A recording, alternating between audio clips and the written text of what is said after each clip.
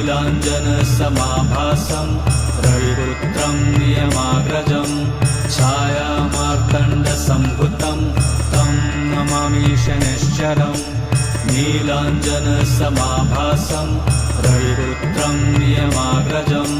छायामार्तण्डसम्भुतं तं नमामि शनैश्चरम् नीलाञ्जनसमाभासं रविपुत्रं नियमाग्रजं छायामार्तण्डसम्भुतं